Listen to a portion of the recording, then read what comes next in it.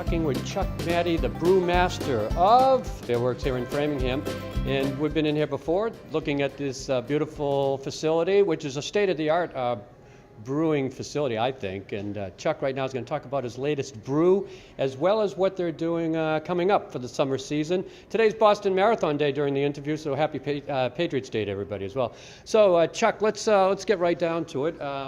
You've been brewing, first of all, how long? I've been brewing for 2 years now. Yeah? What got you into it? I homebrewed for probably about 8 years or so. Always liked the idea of brewing beer, and Beerworks was good enough to give me my start. So, well, let's take a look at some of the stuff you're brewing. First of all, the facility itself is very nice. I mean, you know, you can't go wrong brewing in this. You got how many of these actual brew kegs? So upstairs we have 7 DME 15-barrel fermenters. Right here is a DME 2-vessel 15-barrel system, and we do 15 barrels is 30 kegs. So each brew is 30 kegs worth of beer. So the main area is pretty much upstairs. So upstairs is the cellar, which is kind of funny. The cellar is upstairs, but the cellar is where the beer actually ferments and becomes actually beer. Down here on the hot side, this is actually still considered wort. It's not alcoholic yet. It's just sugar water. So if you like, we can go upstairs. Yeah, let's go upstairs. So we're here at the Framingham Boston Beerworks. How many locations are there? So there's 6 locations. There's the production facility in Lowell. There's Hingham, Framingham, the 2 Boston locations, and Salem. I got to tell you, it's a really great place too to have beer and food. They do a great job with the food too. We have some of their brew grub that I profiled. All right, so right now we're looking at the facility. We got 1, 2, 3, 4, 5, 6, 7.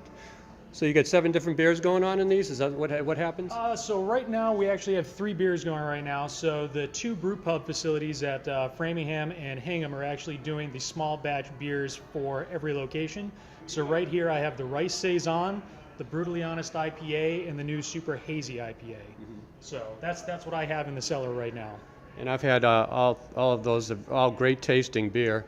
You don't brew a bad beer. I mean, I assume if there is a bad beer, it doesn't make it to the tap. No, that's absolutely right. If it's bad, it can't go out. Bad beer don't sell. Has it ever happened? You finish a keg and you say, I don't like it?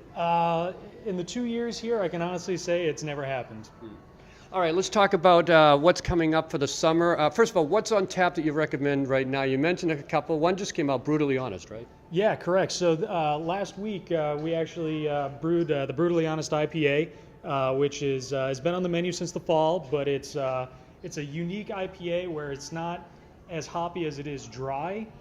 It's more like a wine, and there's actually a reason behind that. There's an enzyme that actually goes into the mashing process. I'm going to probably butcher it, amyloglucosidase. And what it does is it actually breaks down the long chain sugars into smaller chains, so it makes it easier for the yeast to eat it, and making it a much drier beer because it finishes out and there's almost no residual sugar left in it. And what's coming up on tap in the next month or so? In the next month or so, we're going to be having, like I said, the Rice Saison, a Super Hazy IPA. We're going to have an Imperial Carrot Cake Brown Ale. Whoa. Imperial Carrot Cake Brown Ale? That's correct, an Imperial Carrot Cake Brown Ale. What's in that? I mean, how did you get those flavors? So it's just like a carrot cake. It's actually going to have carrots in the mash, cinnamon. It's going to have lactose, all that sort of stuff in it. So Sweet? Yeah, it'll be sweet, yes. So sweet and probably about 8 to 9%. All right, well, very good. Chuck, thank you for joining me today.